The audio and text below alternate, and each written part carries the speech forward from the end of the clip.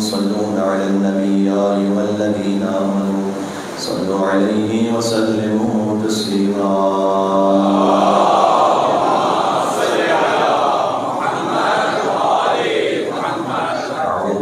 من الشيطان الرجيم بسم الله الرحمن الرحيم لا حول ولا قوة إلا بالله العلي العظيم حسبنا الله ونعم الوكيل نعم المولى ونعم النصير وبه نستعين وهو خير ناصر ومعين والعاقبة للمتقين والجنة للموحدين والنار للعاصين والصلاة والسلام على أكرم الأنبياء والمرسلين حبيب إله العالمين العبد المرتضى والنبي المجتبى والرسول المصطفى سيدنا ونبينا وشفيع ذنوبنا وطبيب نفوسنا ومولانا بالقاسم محمد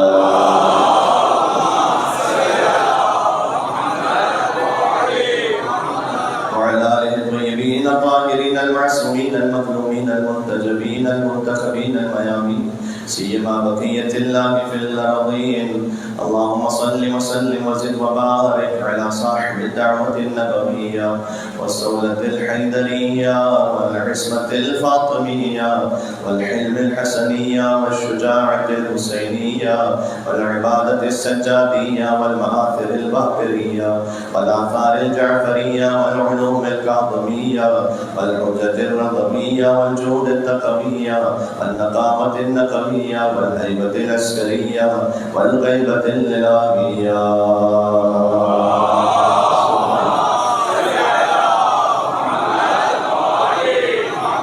رحمة الله على محبيهم واللعنة الدائمة على أعدائهم أجمعين توسل ساقط عبد الله الحسين عليه السلام بسم الله الرحمن الرحيم يا أبا عبد الله يا حسين بن علي أيها الشهيد يا ابن رسول الله يا حجة الله على خلقه يا سيدنا مولانا إنا توجهنا واستشفعنا وتوسلنا بك إلى الله وقدمناك بين يدي حاجاتنا يا وجيها اشفع لنا يا وجيها عند الله اشفع لنا عند الله يا وجيها عند الله اشفع لنا عند الله صلوات محمد وعلى محمد صلى الله عليه وسلم أعوذ بالله من الشيطان الرجيم بسم الله الرحمن الرحيم قال الله تبارك وتعالى في القرآن فمن تبعني فإنه مني ومن عصاني فإنك غفور رحيم نعم الصلوات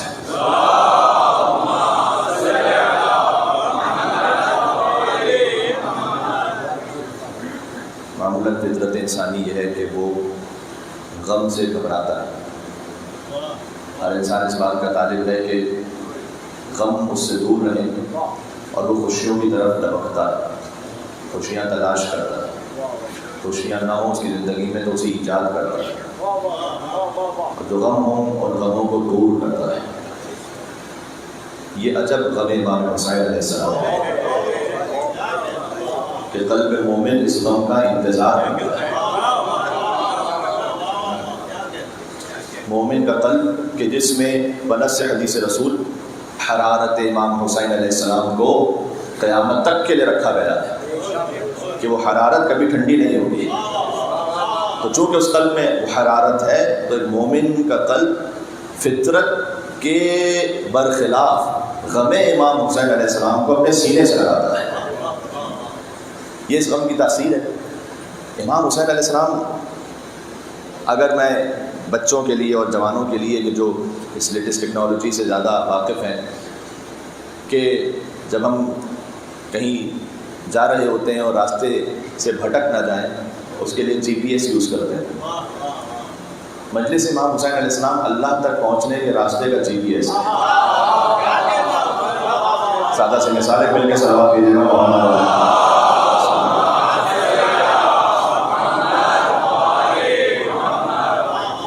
کیوں؟ اس لیے کہ کہیں کوئی ڈی ٹریک ہے، کوئی گمراہ ہو چکا ہے، تو محرم اسے صراط مستقیم سے جوڑ دیتا ہے. جو اللہ سے بھی قریب نہیں، امام حسین علیہ السلام کا ذکر اسے اللہ سبحانہ و تعالیٰ سے وصل کر دیتا ہے. یہ ایک ایسی بات ہے کہ جس کے لیے الگ سے کسی دلیل کی ضرورت نہیں ہے. ہم میں سے ہر ایک اپنے وجود میں اس کو محسوس کرتا ہے. جیسے فارسی زبان کا ایک محاورہ ہے کہ جب آفتاب اس کی روشنی ہے تو اس کے لیے دلیل کی الگ سے ضرورت نہیں ہے کہ سورج ہے تو اس کے لیے دلیل دو. یہ چیز ہے کہ جو ہم خود اپنے وجود میں محسوس کر رہے ہیں کہ اللہ سبحانہ و تعالیٰ سے جو دور ہو چکا ہو، کسی بھی وجہ سے کہیں کسی گمراہی میں مبتلا ہو، تو امام حسین علیہ السلام کا ذکر اسے جوڑتا ہے. امام حسین علیہ السلام کیونکہ ہدایت کا چراغ ہے، نجات کی کشتی ہے. اس پر ہم نے بات کی اور یہاں سے تھوڑا سا بات کو اور آگے بڑھائیں گے کہ امام حسین علیہ السلام کے ذکر میں قلب وہ کہ جو مریض ہو چکا ہے اس کے لیے شفا ہے. یہ قلب کون سا مریض ہوتا ہے؟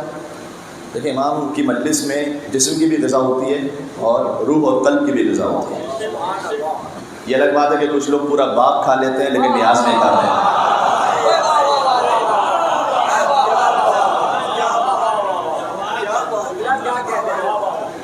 پورا باغ کھا جائیں گے لیکن رجب کے کونے نہیں کھائیں گے. باغ کھا جائیں گے لیکن مجلس امام حسین کا نیاز نہیں کھائیں گے. لیکن امام کی مجلس میں جسم کے لیے بھی غذا ہے، اس کی بھی ایک معنویت ہے، اور قلب کے لیے غذا ہے. قلب کب مریض ہوتا ہے؟ مولا کائنات نے فرمایا ہے کہ آفتوں میں سے ایک آفت، بلاؤں میں سے ایک بلا یہ ہے کہ انسان فقر میں مبتلا ہو.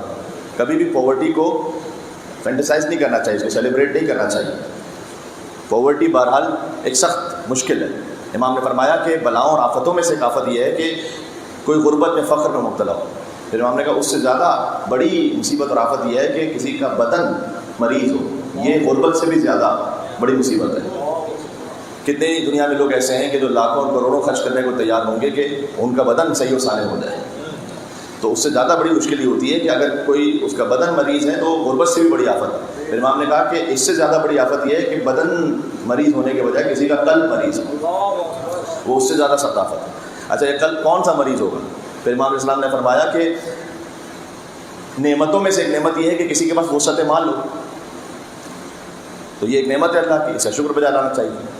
اور اس نعمت کا شکر یہ ہے کہ جو سائل اور محروم ہیں انہیں ان کا حق ادا کیا جائے. تو نعمتوں میں سے ایک نعمت ہے کہ کسی کے پاس وسعت مال ہے. پھر امام نے کہا اس سے بڑی نعمت یہ کہ کسی کے پاس بدن کی صحت ہے، اور اس سے بڑی نعمت یہ ہے کہ قلب کی صحت ہے. پھر امام نے کہا کہ قلب کی سب سے افضل صحت کی شکل یہ ہے کہ قلب متقی ہو. ہاں، جس کے دل میں تقویٰ ہے اس کا مطلب یہ ہے کہ اس کا دل سالم ہے، صحیح ہے. ہاں، اس کے دل میں خوف خدا ہے. اور اگر دل میں تقویٰ نہیں، اس کا مطلب یہ کہ امام اسلام نے فرمایا کہ دل مریض ہے. اب یہ مریض دل کا علاج کہاں ہوگا؟ مجلس امام حسین علیہ السلام.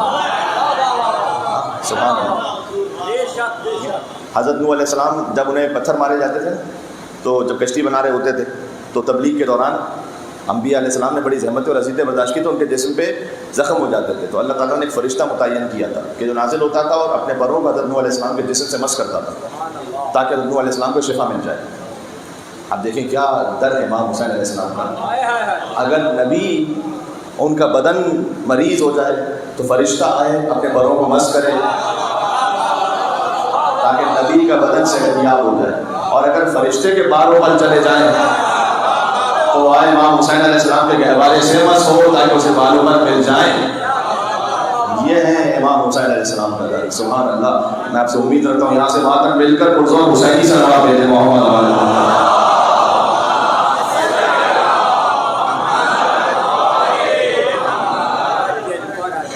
امام حسین علیہ السلام کا در. تو یہاں سے اس طرح سے شفا ہے. تو ہم بات یہ کر رہے ہیں کہ اہل بیت نبوت سے جو اپنے آپ کو جوڑے. السلام علیکم اہل بیت نبوہ و موضع الرحمہ. رحمت کا مقام ہے. آپ ساری رحمتیں آپ کے پاس ہیں. علم کا خزانہ ہے، حلم کی انتہا ہے. کاش ہم یہ جو قلب مریض ہوتا ہے نا، یہ بھی ایک نعمت ہوتی ہے کہ انسان کو یہ پتہ ہو کہ اس کا دل مریض ہے. ورنہ جہل مرکب کا بہت سے لوگ شکار ہوتے ہیں، انہیں یہ بھی نہیں پتا کہ نہیں پتا. سمجھ رہے ہیں؟ انہیں یہ بھی نہیں پتا کہ وہ مریض ہے. ایسے مریض کا علاج نہیں ہو سکتا جس کو یہ بھی نہ پتا ہو کہ یہ اللہ سبحانہ و تعالیٰ کی نعمت ہے نا، کہ اگر بدن میں درد ہوتا ہے تو اللہ کی نعمت ہے.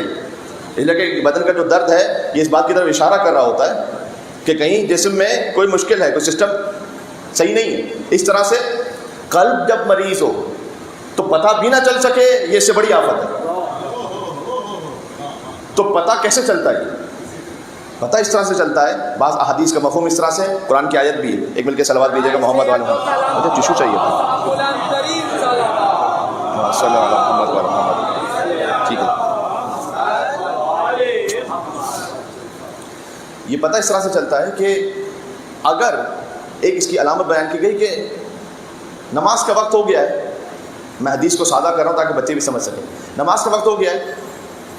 ویسے تو دنیا کا کوئی ایسا ضروری کام نہیں کہ جو نماز سے زیادہ ضروری ہے، لیکن فرض کیجیے اگر نماز کا وقت ہو گیا ہے پھر بھی میرا دل آمادہ نہیں ہو رہا کہ میں اٹھوں اور پڑھوں. بلا وجہ مثال طور پر انسٹاگرام کی ریلز ہیں، یوٹیوب کے شارٹس ہیں، اس کو میں دیکھ رہا ہوں بغیر کسی مقصد کے، بے مقصد، دنیاوی بھی کوئی مقصد نہیں ہے، بے تکا. ایسا ہوتا ہے یا نہیں ہوتا بعض مرتبہ؟ اس کا مطلب یہ ہے کہ ابھی وہ قلب میں روحانیت نہیں ہے کہ بلا وجہ نماز کو آدھا گھنٹہ، 1 گھنٹہ، 1.5 گھنٹہ ڈیلے کر دیا، پتہ بھی نہیں چلا، ارے 1 گھنٹہ نکل گیا. یہ اللہ تعالیٰ نے قرآن میں کہا ہے کہ جب دل میں ایمان پورا نہ ہو تو نماز بھی پڑھتا کاموں کو سالا، سستی کے ساتھ ہوتا ہے. ایسا تھا جیسے کسی نے جکڑ کے رکھ دیا.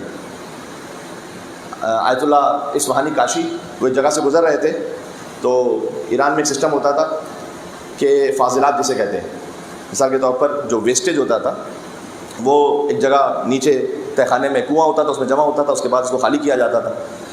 تو جب یہ سارا پروسیس ہو رہا ہوتا تھا تو اس زمانے میں ٹیکنالوجی اتنی زیادہ نہیں تھی تو ایک شدید قسم کی بو آتی تھی.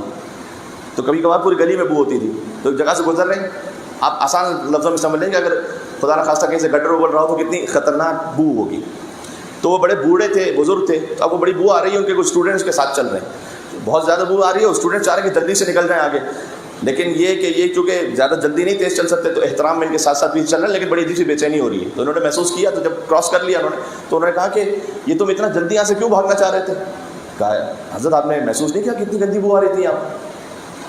تو انہوں نے کہا کہ یہ جو گندی بو ہے اس سے جو بھاگنا چاہتے ہو، تو جب کوئی گناہ کرتے ہو نا تمہارے روح سے ایسی گندی بو آ رہی ہوتی ہے، تو اس سے کیوں نہیں بھاگنا چاہتے تھے؟ اللہ اکبر. ہاں، اس سے کیوں نہیں اپنے آپ کو بچانا چاہتے تھے؟ بالخصوص کچھ باتیں ایسی ہیں کہ جس کو ہم چھوٹا سمجھ رہے ہیں، نہیں چھوٹی. میں آپ کو جھوٹ کے لیے سناؤں، جھوٹ کے لیے امام معصوم نے فرمایا، حضور مکرم کا فرمان ہے، جنہیں صادق اور امین کہا جاتا تھا. مشرکوں نے صادق اور امین کہا. یہ جو صادق اور امین حضور نے اپنے آپ کو پہلے کہلوایا ہے نا، اس کے بعد کہا کہ مجھے نبی مانو. اس کا مطلب یہ ہے کہ صداقت اور امانت دینداری کی پری ریکویزٹ ہے. میں نمازیں پڑھ رہا ہوں لیکن صادق اور امین نہیں ہوں اپنی سطح پر، اس کا مطلب یہ کہ میں دیندار نہیں ہوں. میں سمجھ رہا ہوں کہ میں دیندار ہوں، اس لیے کہ جس کے پاس صداقت اور امانت ہے تو یہ بیس ہے بالکل دینداری کی. تو حضور نے فرمایا کہ کوئی جھوٹ بول رہا ہوتا ہے تو اس کے وجود سے ایسی بو آتی ہے کہ فرشتے جس سے متنفر ہوتے ہیں. اب ایک بو ہے ہمیں نہیں محسوس ہو رہی، ہاں وہ فضلات کی بو محسوس ہو رہی ہوتی ہے کیونکہ اس کا تعلق ہمارے مادے سے، جسم سے. جو روح کی بو ہے وہ محسوس نہیں ہو رہی تھی، وہ امام نے بتایا، وہ حضور مکرم نے فرمایا. اور اس جھوٹ بولنے میں یہ بھی شامل ہے، ایک تو میں نے مثال دی تھی آپ کو، کہیں ہمیں جانا نہیں، ہم نے کہا انشاءاللہ آؤں گا. نہ بولیں ایسے. ہمیں پتہ ہے کہ ایک جگہ پہنچنا مجھے 2 گھنٹے کے بعد ہے، میں کہا 15 منٹ میں آ رہا ہوں. کتنا کامن ہے. اچھا یہ تو 2 گھنٹہ 15 منٹ کی میں نے مثال دی نا. فرض کیجئے کہ مجھے آدھے گھنٹے میں ایک جگہ پہنچنا ہے، میں کہا یار 15 منٹ میں آ رہا ہوں. مجھے پتہ ہے کہ میں آدھے گھنٹے میں پہنچوں گا، وہاں پہنچ کر یہ کہوں گا کہ وہ ٹریفک جام تھا. ان چیزوں کو ہم نے ایسا سمجھا ہوا ہے کہ بس اس سے کیا فرق پڑتا ہے، اس سے ہمارے دین پہ کیا فرق پڑتا ہے، ہمارے روح پہ کیا فرق پڑتا ہے. بچوں کے ساتھ جھوٹ نہ بولیں بالخصوص. یہ زہر قاتل ہے بچے کی تربیت کے لیے. اگر ہم نے بچے کے ساتھ جھوٹ بولا، جناب امیر المومنین علیہ السلام نے ارشاد فرمایا ہے کہ اگر کوئی بچے کے ساتھ جھوٹ بول رہا ہے تو بچوں کے ساتھ اس لیے جھوٹ نہ بولو کہ وہ تمہیں اپنا رازق سمجھ رہے ہوتے ہیں. بہت امپورٹنٹ ہے یہ. وہ یہ سمجھ رہے ہوتے ہیں کہ ان کا رزق تم دے رہے ہو. تو تو اگر وہ تم سے مسٹرسٹ ہو جائے گا، ان کا یقین ختم ہو جائے گا. آپ نے یہ کہا بچے سے کہ بیٹا، کبھی باہر نکل رہے ہوتے ہیں آپ گھر سے، وہ لپٹ گیا، آپ نے کہا بیٹا میں 2 منٹ میں آ رہا ہوں جان چھڑانے کے لیے. کبھی کہا کہ میں کل لے کے جاؤں گا. نہیں لے کے جائیں گے تو نہ کہیں کہ میں لے کے جاؤں گا. کچھ لوگ ہوتے ہیں کہ تو اچھی نیت کے لیے جھوٹ بولتے ہیں. اچھی نیت کے لیے جھوٹ کیسے ہو سکتا ہے؟ میں جگہ کا نام نہیں لوں گا، ویسٹرن ورلڈ کی ایک بات ہے. وہاں پہ ایک مومن تھے، انہوں نے مجھے کہا کہ مولانا میری بیٹی جو کہ دین کی بڑی پابند ہے، تو ہم جب سپر مارکیٹ جاتے ہیں تو وہاں پر اس کو چاکلیٹس کھانے کا شوق ہوتا ہے، اور ہم نہیں چاہتے کہ چاکلیٹس کھائے. اور واقعا یہ بہتر نہیں ہے بچے کے لیے. جتنا جنک فوڈ آپ اس کو دیں گے اتنا زیادہ ہائپر ہوگا وہ. جتنا جنک فوڈ بچے کو آپ دیں گے اتنا زیادہ وہ شہوت میں بھی مبتلا ہوگا. یہ بھی یاد رکھیے گا جی. یہ کچھ کی پوائنٹس ہیں جو میں آپ کی خدمت میں عرض کر رہا ہوں. بچے کی جو شہوت زیادہ جلدی بڑھتی ہے اس کی وجہ یہ ہوتی ہے کہ اس کو ہم بہت زیادہ جنک فوڈ دیتے ہیں اور وہ ہائپر بھی اس سے بہت زیادہ ہوتا ہے. تو کہہ رہے ہیں کہ وہ ہم نہیں چاہتے تھے کہ وہ چاکلیٹ کھائے. تو میں نے اسے کہا کہ بیٹا یہ حلال نہیں ہے چاکلیٹ. تو وہ اتنی دین کی پابند، اس نے کہا اچھا حلال نہیں ہے تو میں نہیں کھاؤں گی، جبکہ اس میں حلال حرام کا مسئلہ نہیں تھا. تو میں نے اسے کہا کہ آپ اگر کھلا دیں تو شاید یہ زیادہ بہتر تھا، اس لیے کہ جب 2-3 سال بعد اس کو یہ پتہ چلے گا کہ نہیں یہ تو چاکلیٹ تو حلال تھی، یہ تو میرے بابا نے ویسے ہی کہا تھا، تو آپ نے جو اس کو صحیح بتایا ہے اس پہ یقین رہے گا اس کو. جب ہم نے بچے کے ساتھ اگر جھوٹ بولا ہے، کئی مرتبہ جھوٹ بولا ہے، اس کے بعد ہم کہیں گے کہ بچہ آپ نماز پڑھو گے تو اللہ ثواب دے گا، اس کو یقین رہے گا اس پر. اس کو جب ہماری دنیا کی بات پہ یقین نہیں رہے گا تو پھر ہمیں اس کی آخرت کی بات پہ بھی یقین نہیں رہے گا. ہم کہیں گے بیٹا قرآن پڑھو تو ثواب ملے گا، وہ کہے گا پتہ نہیں یہ صحیح بول رہا ہے نہیں بول رہے. تو آج ایک خاص جگہ سے بات کا آغاز ہوا آج کے موضوع کے حساب سے، اور میں چاہتا ہوں کہ بات اچھی طرح ذہن میں بیٹھے. تو صداقت اور امانت، تو اگر فرض کیجیے کہ کوئی جھوٹ بول رہا ہے اس کے بدن سے بو آئے گی، روح سے بو آئے گی. اصل میں یہ حقیقت ہے، یہ حدیث میں ہم محسوس نہیں کرتے، حدیث میں آسمان کے ملائکہ متنفر ہو جاتے ہیں. اللہ عز و جل انشاءاللہ محفوظ رکھے ہمیں، صداقت اور امانت جیسی صفات کو اپنانے کی توفیق عطا فرمائے. میں بات کو تھوڑا سا اور آگے بڑھاتا ہوں. ایک درود کا اور سہارا دیجیے گا محمد وعلی محمد.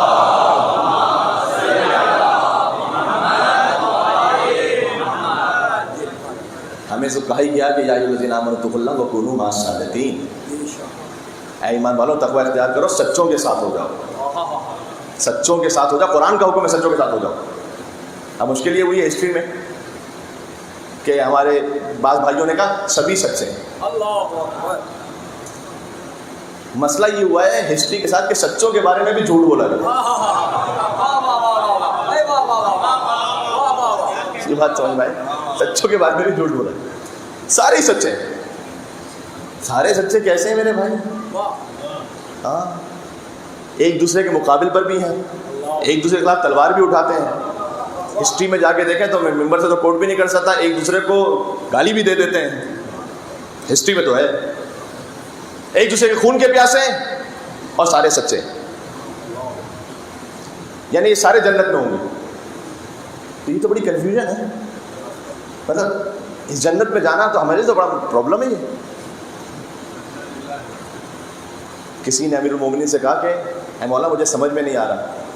دیکھیں میں کسی پر ٹونٹ کرتے ہوئے بات نہیں کر رہا اور نہ میرا مزاج ہے کہ میں کروں گا. یہ میں ایک حقیقت آپ سے خدمت برس کر رہا ہوں. تو کہا کہ جمل میں مجھے مولا یہ سمجھ نہیں آ رہا اے علی، کیونکہ اتنی بڑی ہستیاں اس طرف بھی ہیں اور آپ بھی داماد رسول ہیں، رسول کے چچا زاد بھائی ہیں، تو کس طرف حق ہے؟ مجھے سمجھ میں نہیں آ رہا. اس وقت طلحہ زبیر اس طرف ہیں، زوجہ رسول اس طرف ہیں. تو میرے مولا نے کیا کہا؟ میرے مولا نے جواب دیا کہ سبحان اللہ، حق اور باطل کا فیصلہ افراد پر نہ کرو بلکہ افراد کا فیصلہ حق اور باطل پر کرو.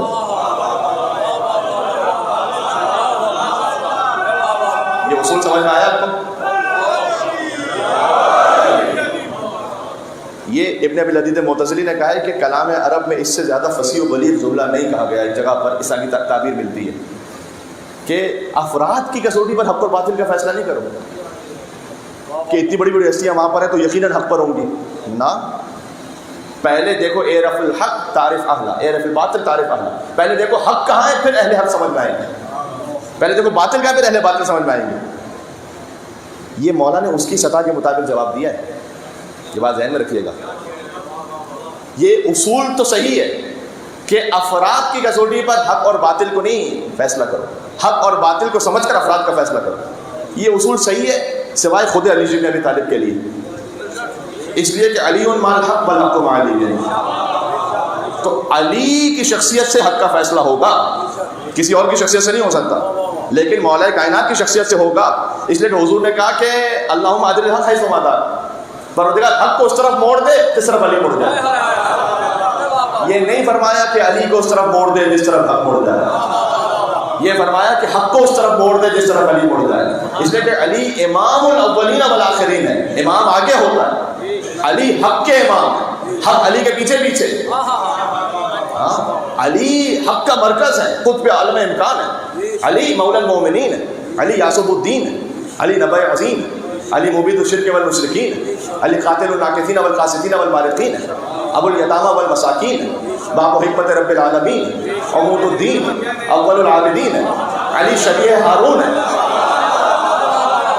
علی نفس الرسول ہے، علی زوج البتول ہے، علی سیف اللہ المسلول ہے، علی امیر البررات، قاتل الفجرات، قسیم الجنت والنار، صاحب اللواء، سید العرب، کشاف الکرب، صدیق اکبر.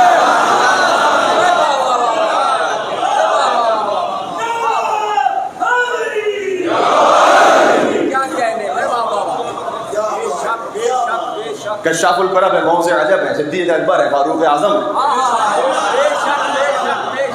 علی امام مبین ہے، علی کرار ہے، خیر فرار ہے، برادر جعفر طیار ہے، عاصم الاحزاب ہے، قاسم الاسلام ہے، معیز الاولیاء ہے، مذل العطا ہے، اقدم الخطباء ہے، ابو سید الشہداء ہے،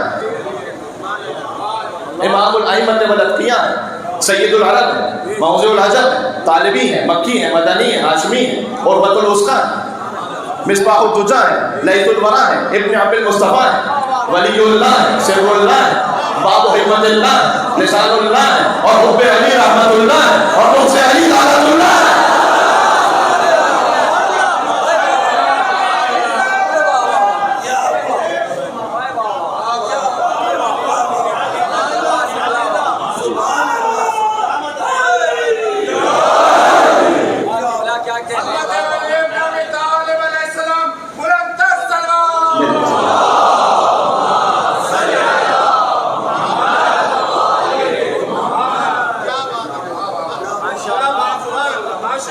اور یقین فرمائیے کہ جو سارے القاب اگر ان میں سے کوئی ایک بھی قرآن یا سنت میں موجود نہ ہو تو میں ممبر پر آنا چھوڑوں.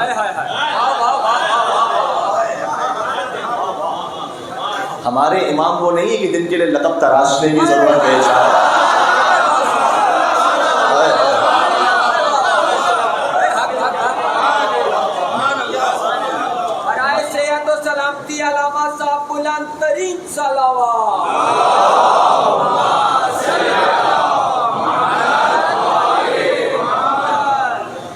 بلکہ ایک حدیث رسول بھی اس پر، ایک عرب شاعر کا شعر بھی ہے. ملا رضائے ہندی، ہندوستان سے وہ آئے اور البتہ ایکچوئل تو عرب سے تھے، لیکن چونکہ وہاں پر بھی تشریف لے گئے لہٰذا ان کے نام کیا کہ ہندی لگتا ہے، انتقال ہو گیا ان کا.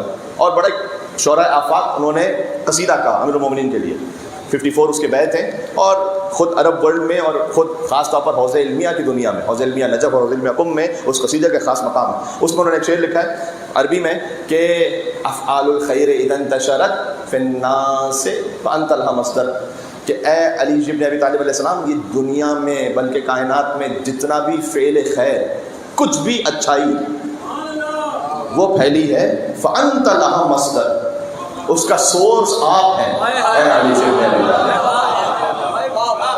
سورس آپ ہیں.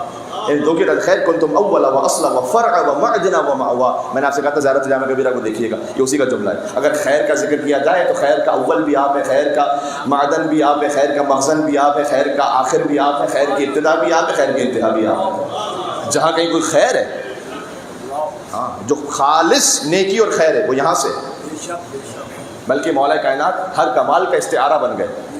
مجھے جوش ملی آبادی کی کتاب ہے، یادوں کی بارات اس کا نام ہے بہرحال، لیکن جوش ملی آبادی کی جو کہ کتاب ہے اور وہ بڑے عظیم شاعر گزرے، تو میں وہاں سے مولا علیہ السلام کے سلسلے میں ایک چھوٹی سی واقعہ آپ کو سناؤں کہ ہر کمال کا سورس اور مصدر مولا علی علیہ السلام ہے. تو ہر کمال کو منسوب کیا جاتا ہے مولا علی سے، اور اگر کسی کو نہ سمجھ میں آ رہا ہو کوئی خاص کمال کی کیفیت تو اس کو مولا علی کے نام سے سمجھاتے ہیں. وہ کہتے ہیں کہ اپنے زمانے کا ایک واقعہ لکھتے ہیں کہ ایک ایرانی شیراز سے، وہ گئے ہندوستان، تو وہاں انہوں نے آم کھائے. اب پاکستان اور ہندوستان کے آم ساری دنیا میں ایک خاص شہرت رکھتے ہیں. تو وہ آم کھائے انہوں نے آم پہلی دفعہ کھایا تھا تو بڑا لذیذ لگا انہیں. جب واپس آئے تو انہوں نے شیراز والوں سے یہ کہا کہ وہاں پر ایک پھل ہے جسے آم مثلاً کہتے ہیں، اور وہاں تو وہ اویلیبل نہیں تھا. ایران میں آج تو پھر بھی کچھ اویلیبل ہے، اس وقت تو لوگوں کو پتہ ہی نہیں تھا. تو کہا کہ یہ خاص پھل ہے تو میٹھا ہوتا ہے بہت. تو انہوں نے کہا کہ کیا انگور اور سیب سے بھی بہتر ہے، کیونکہ ایران میں انگور سیب تو ہوتے ہیں. کبا مراحل بہتر ہے کہ اچھا پھر ذائقہ بتاؤ کیسا ہے اس کا ذائقہ. اب یہ کہتے ہیں کہ بھائی کسی پھل کا مزہ کیسے بتایا،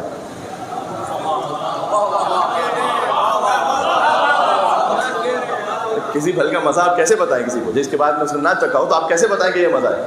تو کہا بتاؤ. کہا بھائی میٹھا ہوتا ہے بہت. کا میٹھا تو سیب بھی ہوتا ہے، سیب کی طرح میٹھا ہوتا ہے. کہ سیب کی طرح نہیں، وہ ایک الگ میٹھا ہے. کہا بھائی وہ کیسا میٹھا ہے بتاؤ. آخر میں بس میں نے کہا کہ اب میں کیا بتاؤں تمہیں کیا میٹھا ہے، بس یہ سمجھ لو کہ مولا علی مرتضیٰ ہیں جو حلق سے اترتے چلے جا رہے ہیں. یعنی یہ کہ ہر کمال کہنا میں چاہ رہا ہوں، جو کمال ہے نا وہ منسوب ہے لیجیے اللہ سے. ہر اچھی صفت، ہر کمال کیا ہے وہ مولا اللہ سبحانہ وتعالیٰ نے اور آپ کو عطا کیا. تو افعال الخیر اذا انتشرت فی الناس انت الہمستر ہے لیجیے نبی تعلیم، آپ اس کا سورس ہے. ہاں اس لیے السلام علیکم یا اہل بیت النبوہ موضع الرحمہ، نہیں نا موضع الرسالہ و معدن الرحمہ. رحمت کی کان ہے آپ، علم کا خزانہ ہے، حلم کی انتہا ہے آپ. اور ہر خیر کا سورس جب یہاں ہے تب میں ایک اور فقرہ کہنے لگا ہوں، اور مجھے امید ہے کہ آپ مجھے دعا سے نوازیں گے. حسین علیہ السلام کے پاس جب کائنات کا سارا خیر یہاں جمع ہے تو حسین فقط علیہ السلام نہیں ہے، حسین علیہ السلام بنانے والے ہیں.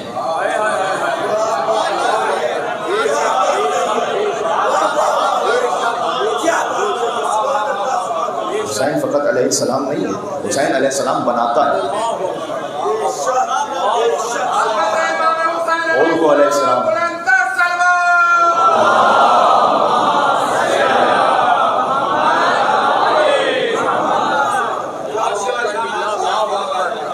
حور کو علیہ السلام بنایا حسین نے، وہب کو علیہ السلام بنایا حسین نے، زہیر قین کو علیہ السلام بنایا حسین نے، وہب قلبی کو علیہ السلام بنایا حسین نے. یہ سارے وہ ہیں کہ جو بعد میں جوائن کرنے والے ہیں. حسین خود علیہ السلام نہیں، علیہ السلام بنا دیتا ہے حسین. کیا اولین و آخری سلام کریں اس پر جو حسین سے مل گیا، اس سمندر کی طرح ہے. سمندر میں اگر کوئی آ بھی جاتی ہے نا نجاست، تو وہ اپنے آپ کو اگر فنا کر دے تو وہ پاک ہو جاتی ہے. وعلی الارواح التي حلت بفناء، گفتگو مربوط ہے، میں نے آپ سے کہا تھا. سلام و ابا عبداللہ حسین آپ پر اور ان روحوں پر جو آپ کے آستانے پر آ کر فنا ہو گئے. یہاں فنا ہو گئے. تو جب فنا ہو جائے، تو جب ختم ہو جائے، ایک ہوتا ہے قلیل پانی، ایک ہوتا ہے کور پانی. قلیل پانی کیا ہوتا ہے؟ چھوٹا پانی ہے، وہ خود تو پاک ہے، طاہر ہے، لیکن مطہر آگے پاک کرنا اس کے لیے مشکل ہے. جیسے ہی نجاست ملی خود نجس ہو گیا ہے یا نہیں؟ ہم میں سے ہر ایک بھی الگ الگ طرح کا ہے. کچھ ہے قلیل پانی کی طرح ہے تو پاک، لیکن جیسے ہی کوئی سامنے حرام منظر آیا، کوئی موقع آیا حرام کا، سنبھال نہیں سکے اپنے آپ کو، نجس ہو گئے. کچھ ہے جو کور پانی کی طرح ہے. کور پانی اس وقت تک نجس نہیں ہوتا جب تک اس کا رنگ وہ ذائقہ نہ بدل جائے. ہاں اہل بیت اطہار علیہ السلام کی مثال ہے سمندر کی. سمندر کی طرح یعنی کیا؟ سمندر میں آپ کچھ بھی ملاتے جائیے، سمندر نے پاک رہنا. ہاں وہ اوروں کو بھی پاک کرتا جائے گا. ایک بات ہے فقط، کوئی سمندر کے پاس کتا لے کے جائے ڈبوتا رہے تو کتا پاک ہوگا؟ سمندر پاک رہے گا. اب چاہے کتا سمندر کے پہلو میں بہت دیر بیٹھا بھی رہے گا، اب بھی نجس رہے گا.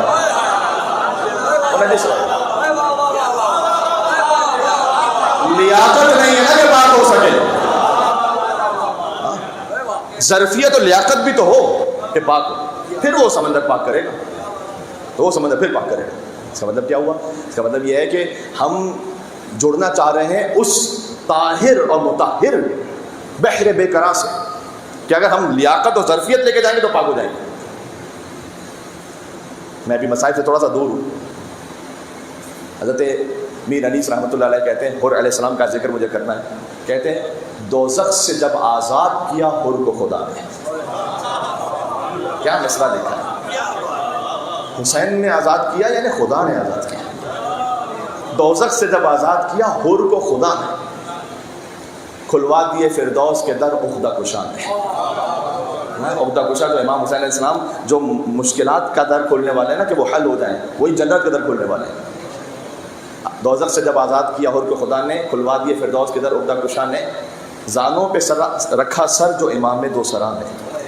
اب کیا ہوا؟ زانوں پہ رکھا سر جو امام دو سرا نے، اعلیٰ کیا ادنا کو بزرگوں کی دعا ہے. بی بی فاطمہ زہرا سلام اللہ علیہا کی دعا شامل حال ہے حر کے، چونکہ اس نے احترام رکھا ہے، بی بی فاطمہ سلام اللہ علیہا کے نام کا احترام رکھا ہے. تو اعلیٰ کیا ادنا کو بزرگوں کی دعا نے، سب جس کے طلبگار تھے جنت میں وہ در تھا، حوران جنا گرد تھیں اور بیچ میں حر تھا. وہاں حسین علیہ السلام. پھر میں نے 2 مصرے آپ کو اسی سے سنائے تھے چاند رات کے مجلس میں. اب تقریباً بہت سارے مومنین دوسرے بھی ہیں تو فکر میں دوہرا دوں اس کو. وہ یہ کہ کعبے کی طرف دیر سے گو دیر سے پہنچا.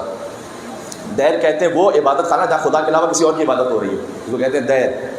تو دیر میں ہے حر، اس جگہ پر جہاں خدا کے علاوہ گویا کسی اور کی پرستش ہو رہی ہے، وہاں سے آ رہا ہے کعبے کی طرف. کعبے کی طرف دیر سے وہ دیر سے پہنچا. شر نے اسے روکا تھا مگر خیر سے پہنچا. خیر سے پہنچا کا مطلب کیا ہے؟ آپ ایک جگہ جاتے ہیں، پوچھتے ہیں آپ کے گھر والے پہنچ گیا، ابھی خیر سے پہنچ گیا، یعنی بغیر تکلیف کے پہنچ گئے. تو خیر پر بھی پہنچے اور خیر سے بھی پہنچے. خیر سے بھی پہنچے، خیر پر بھی پہنچے. تو ایک تو حر کی مثال ہے، زہیر خین کی مثال ہے. زہیر خین شروع سے ساتھ نہیں ہے امام حسین علیہ السلام کے، بعد میں جوائن کیا انہوں نے. اور امام حسین علیہ السلام کا قافلہ ایک جگہ رکا ہوا ہے اور امام نے بھیجا، کسی کو بھیجا جسے اس وقت زہیر نہیں پہچان سکے، بعد میں پہچانا انہوں نے. اور اس وقت وہ امام حسین علیہ السلام کے ساتھ جانا بھی نہیں چاہتے تھے. ابتدا میں امام حسین نے حج کو عمرے میں تبدیل کیا اور انہوں نے مکہ چھوڑ دیا. امام نے، زہیر نے حج پورا کیا، وہ بھی حج پر تھے، انہوں نے حج پورا کیا. تو لہٰذا وہ امام حسین کے پیچھے پیچھے آ رہے ہیں، تو تھوڑا سا گیپ ہے. زہیر کوفہ میں رہتے ہیں، امام بھی کوفہ کی طرف جا رہے ہیں. تو زہیر کا قافلہ تھوڑا سا جلدی پہنچتے ہوئے امام کو قریب جوائن ہو گیا. ایک منزل ایسی آئی کہ دونوں ایک ساتھ رکے ہوئے. زہیر کو امام حسین السلام نے کہا کہ کسی کو بھیجا، زہیر سے کہنا میرے پاس آئے. زوجہ نے کہا کہ زہیر کہتے ہیں کہ میں نہیں جاؤں تو بہتر ہے، پھر اگر حسین کچھ کہیں گے تو میں منع نہیں کر سکوں گا. زوجہ نے کہا کہ کتنی بڑی شرمندگی کی بات ہوگی کہ ہمیشہ کے لیے لکھا جائے گا اور سب یہ کہیں گے کہ حسین نے بلایا تھا اور زہیر نہیں گئے. دیکھیں ایک خواتین کا کردار کتنا امپورٹنٹ ہے. کبھی مرد کسی گمراہی کی طرف جا رہا ہو تو خاتون اسے کیسے بچا دے. کہا کہ امام حسین علیہ السلام نے بلایا اور تم نہیں گئے تو کیا کہا جائے گا؟ جا کے سن تو لو، پھر کوئی معذرت کر لینا. اور زہیر پہنچے وہاں پر، خیمے کے اندر کیا بات ہوئی خدا جانتا ہے. لیکن جب وہ خیمے سے باہر نکلے تو لفظ ہے تاریخ میں، وہ لفظ میں یہاں پر نہیں کہہ سکتا کہ وہ پہلے کس مسلک پر تھے، سارا حسینی بن کر نکلے. اور لوگوں نے کہا کہ یہ اتنا جلدی آپ کیسے منقلب ہو گئے؟ کہ پہلی بات تو یہ تھی کہ جب میں خیمے میں پہنچا تو مجھے اس وقت یہ پتہ چلا کہ اب عبداللہ حسین علیہ السلام نے مجھے لینے کے لیے جس ہستی کو بھیجا تھا وہ کوئی اور نہیں، وہ حسین کے جوان علی اکبر تھے. حسین نے شبیہ رسول کو بھیجا تھا مجھے لینے کے لیے. تو میں کیسے انکار کر سکتا تھا کہ جب ہم شکل نبی آ جائیں، گویا یہ کہ نبی میرے پاس آئے ہوئے اور مجھے بلا رہے ہیں. تو زہیر منقلب ہوئے، وہاں منقلب ہوئے. 10 دن میں سے کچھ گزر گئے، کچھ باقی ہیں. کون اپنے آپ کو بدل سکتا ہے؟ کتنے لوگ ایسے تھے کہ جو شاید یہ سمجھ رہے ہوں کہ ہمیں اگلا محرم بھی نصیب ہوگا، اس کے بعد نصیب نہیں ہو سکا، چلے گئے دنیا سے. اور اللہ جانے جب اگلے برس پہ محرم کا چاند آئے تو مجھ سمیت یہاں جتنے تشریف فرما ان میں سے کون ہو تو کون نہ ہو، اللہ سبحانہ و تعالیٰ آپ کو عمر نو عطا فرمائے انشاءاللہ سے. لیکن یہ وہ 10 دن ہوتے ہیں کہ جو الگ ہی سے گویا نازل ہوتے ہیں اللہ سبحانہ و تعالیٰ کی طرف سے. یہاں پر ہدایت کا جو امکان ہے نا، اس میں دل نرم ہوتا ہے. امام حسین السلام کا ذکر آپ سن رہے ہوتے ہیں، بالخصوص آنسو بہا رہے ہوتے ہیں. آنسو بہانے سے ہارٹ کی ایسی کلینزنگ ہو جاتی ہے کہ پھر جو حق کی نصیحت ہوتی ہے قبول کرتا ہے انسان. سبحان اللہ. اس لیے امام حسین علیہ السلام کی مجلس فقط امام حسین کی عزاداری نہیں ہے، یہ حسین سے وفاداری ہے. عزیزان گرامی، کاش میں ایک بات اور کہہ دوں اور بات تمام کروں.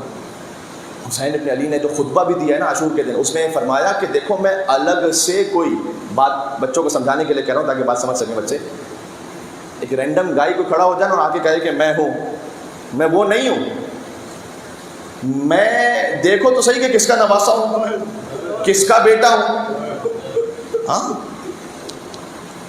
مولا علی بن ابی طالب علیہ السلام سب سے پہلے تو رسول اللہ کا نام لیا، میں رسول اللہ کا نواسا ہوں اور میں رسول کی بیٹی کا بیٹا ہوں. اور امام نے فرمایا کہ جہاں کہیں مشرق اور مغرب میں چلے جاؤ، کوئی ایک میرے علاوہ نہیں ہے جو اس وقت یہ کہہ سکے کہ میں رسول کی بیٹی کا بیٹا ہوں سوائے میرے.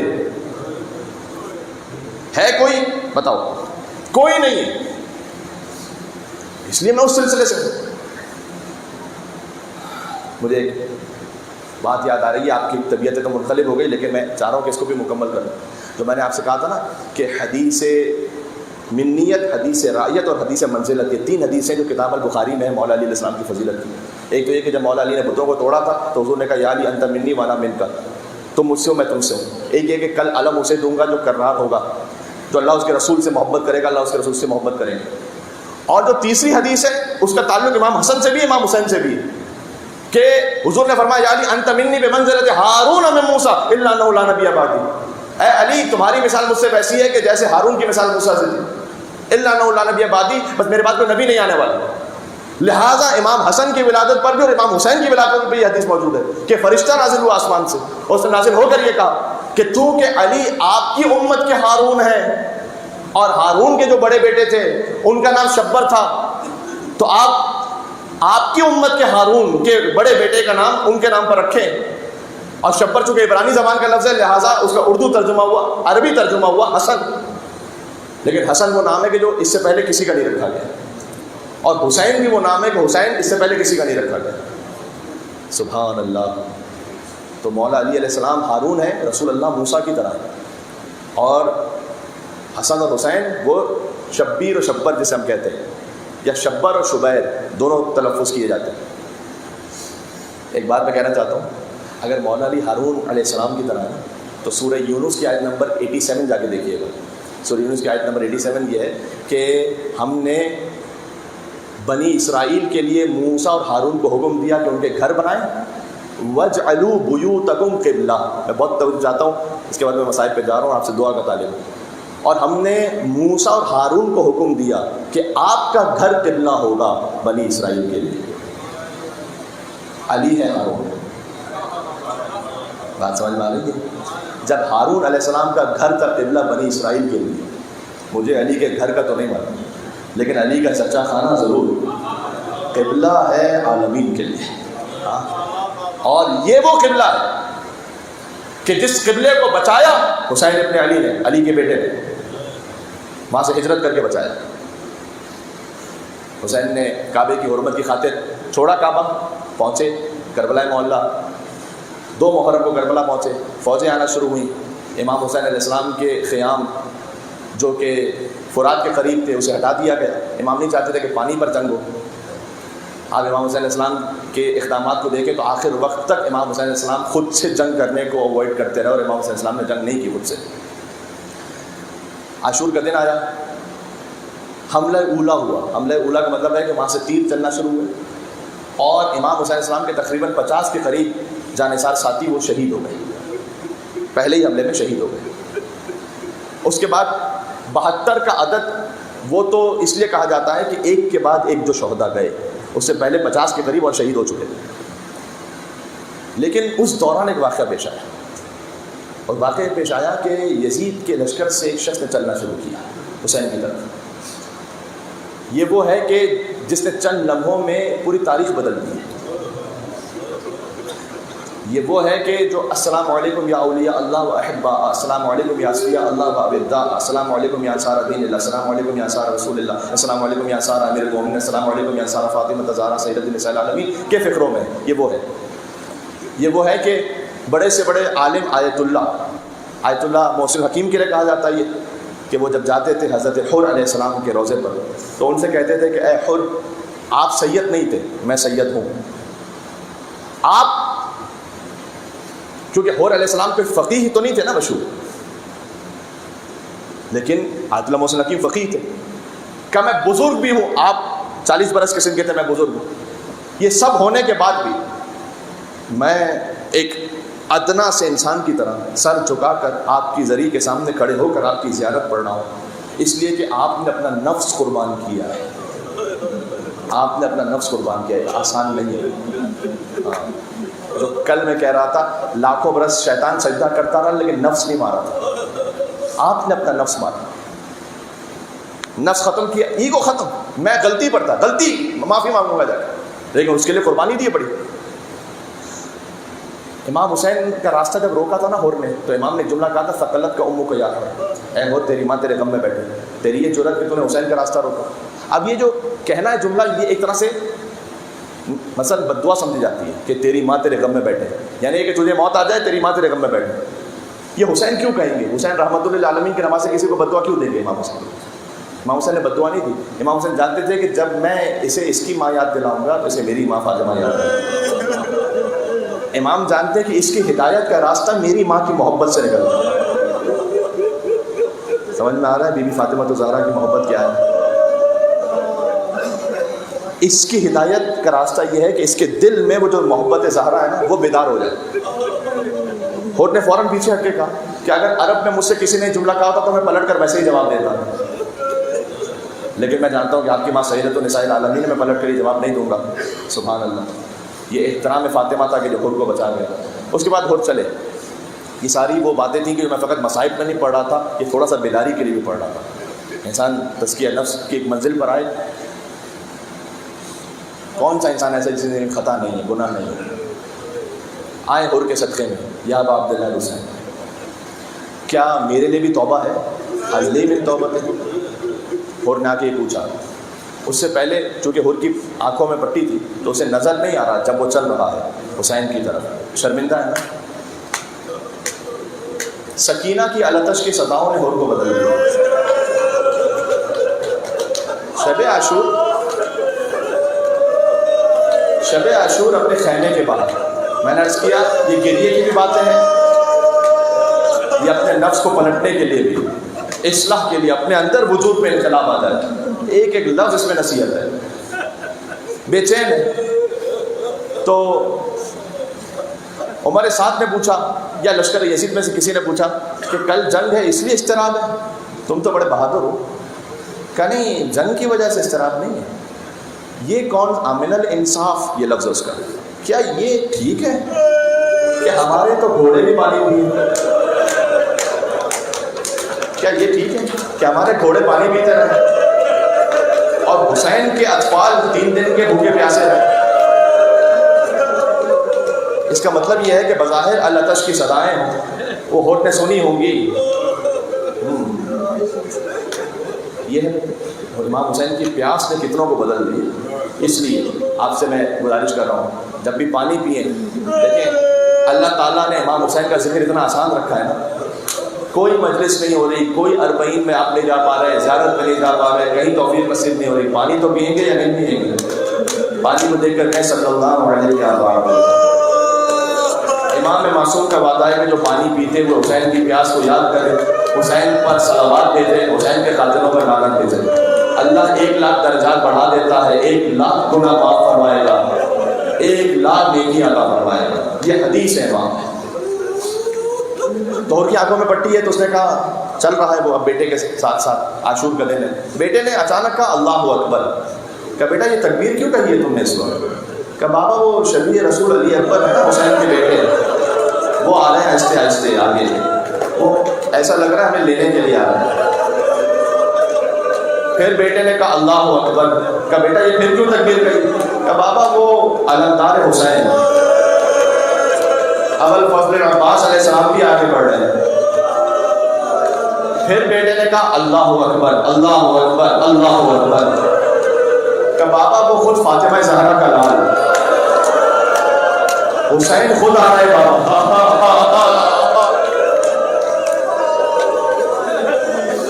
حسین علیہ السلام خود تشریف لا رہے ہیں. اور نے آ کر امام حسین علیہ السلام قدموں میں سر رکھا. حلی من توبۃ، کیا میرے لیے بھی کوئی توبہ کی گنجائش ہے؟ حسین نے اٹھایا کہ انت حر فی دنیا والآخرہ، اے حر تو دنیا میں بھی آزاد ہے، آخرت میں بھی آزاد ہے. میں نے معاف کیا، میرے رب نے معاف کیا. کیا شان امام حسین علیہ السلام، کیا شان کریمی ہے. بعض علماء صاحب بیان کرتے ہیں کہ حر نے جا کر خیمے کے بعد سے شہزادی زینب سلام اللہ علیہ سے معافی مانگی کہ فاطمہ کی بیٹیوں، میں آپ کے کاروان کو گھیر کر یہاں آیا،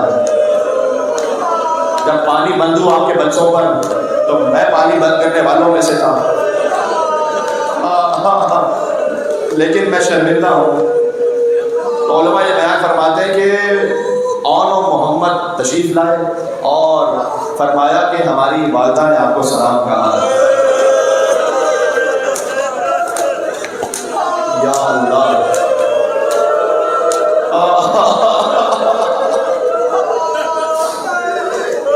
اور کا وجود کام اٹھا، اور کا وجود کام کرے۔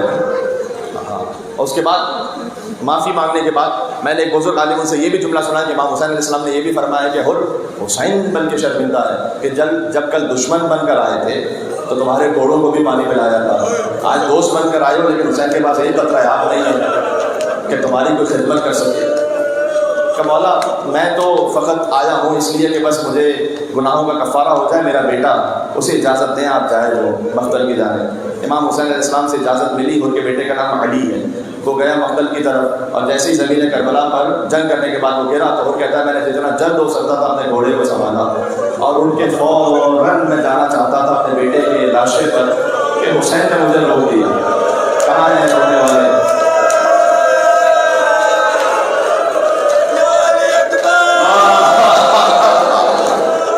حسین نے مجھے روک دیا، اے اور کہاں کہہ رہا تھا؟ مقتل میں میرے بیٹے کا لاشا ہے، میں لے آتا ہوں۔ کہا ہے اور کسی بوڑھے باپ میں یہ طاقت نہیں ہے کہ وہ تنہا اپنے جوان کے لاشے کو اٹھائے، میں چاہوں گا حسین گئے اور کے بیٹے کے لاشے کو لے کر آئے۔ ہے کوئی علی اکبر پر ہونے والا یہاں پر؟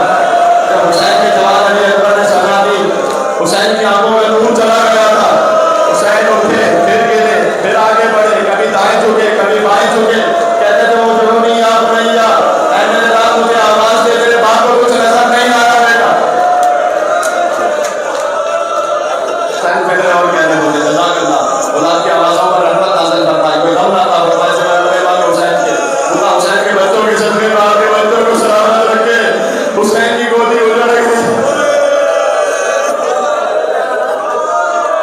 کچھ دیر بعد اور آئے، جتنا رو سکتے رو لیں، اتنا ہی نفس پاک ہوگا، اتنا ہی قلب پاک ہوگا، روح پاک ہوگی۔ اس کے بعد اور آئے، اور نے آ کر کہا کہ مولا میں بھی چاہتا ہوں کہ بس میں بھی اپنی جان آپ پہ قربان کر دوں، اور حر نے جنگ کی۔ اب ان کی جنگ تو نہیں پڑی جا سکتی اس وقت، بس اتنا ہے کہ حر جب خود زخمی عالم میں زمین پر گرے تو حسین پہنچے۔ حسین نے حر سے کہا تھا نا، اگرچہ اس کی ہدایت کے لیے کہا تھا کہ تیری ماں تیرے غم میں بیٹھے، اب حر توبہ کر کے آ گئے تو حسین کو اس کا بدلہ عطا کرنا ہے۔ حر کا سر اپنی گود میں رکھا اور فرمایا انت حر کما سمت کا امک حرا، اے حر تیری ماں کتنی اچھی تھی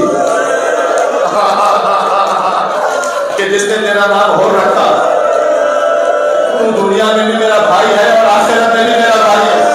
حر کی پیشانی پہ کسی نے پتھر مارا تھا تو خون بہ رہا تھا، حسین نے اپنے پاس سے ایک رومال نکالا کہ اے حر یہ میری ماں فاطمہ الزہرا کے ہاتھ کا سلا ہوا رومال ہے۔ حر کی پیشانی پر وہ رومال باندھا، کائنات کا بہترین تحفہ حر کو عطا کیا۔ میں کہوں گا مولا کچھ دیر کے لیے رومال رکھ لیجیے گا، اس لیے کہ جب علی اصغر وزیر رہے گا حلق سے خون کا مبارک ہوگا، رومال زہرا ہمارے پاس ہے۔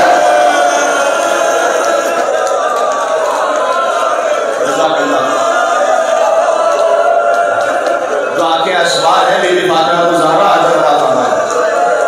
سدائے بلند ہو رہی ہے، میں تسلسل میں پڑھتا جاؤں گا۔ ہاں اور کے 2 دن اصحاب کا ذکر ہے، آج بھی ہے اور کل بھی اصحاب کا ذکر ہے، تو مجھے کچھ اور اصحاب کا ذکر بھی کرنا ہے ساتھ میں کہ ایک تو وہ حر ہیں، دوسرے وہ جون ہیں کہ جو آئے امام حسین علیہ السلام کے پاس۔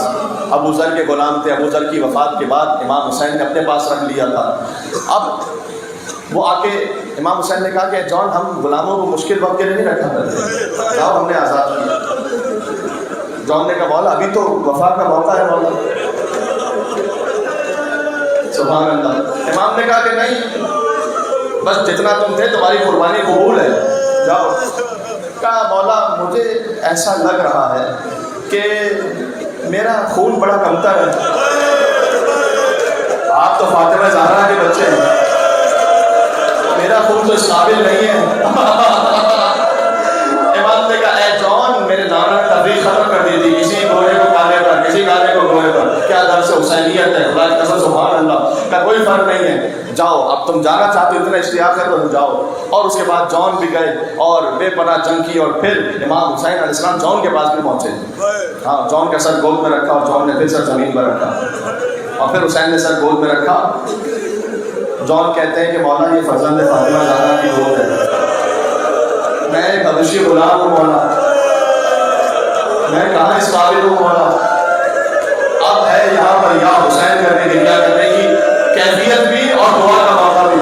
حسین آہستہ آہستہ جھکے فوضع خطہ علی خطہ, حسین نے اپنا رخسار چھوڑا کے رخسار نہ رکھا. فرمایا اللہم طیب وجهه وطیب ریحه, پروردگار اس کی منہ کو خوشبو میں تبدیل کر دے, تو اس کے چہرے کو روحانی کر دے. ایک مرتبہ چھوڑنے طرف میں کہا اے حبیب اے مسلم, آج میں تم سے زیادہ افضل ہو گیا. ارے فاطمہ کے بچے کا رخسار میرے رخسار بنا گیا. ایک بوڑھے صحابی ہیں کہ جن کا نام ہے سعید ابن عبداللہ, وقت ہے میرے پاس, چند دقیقے ہیں. سعید ابن عبداللہ ہیں اور یہ بھی بوڑھے صحابی ہیں. یہ سوچتے ہیں کہ میں اپنے آقا کی خدمت کیسے کروں گا, اس لیے کہ علماء بیان کرتے ہیں کہ ان کے ہاتھوں میں راشا تھا. اب راشا ہوتا ہے تو تلوار چلانا مشکل ہے, نیزہ سنبھالنا مشکل ہے.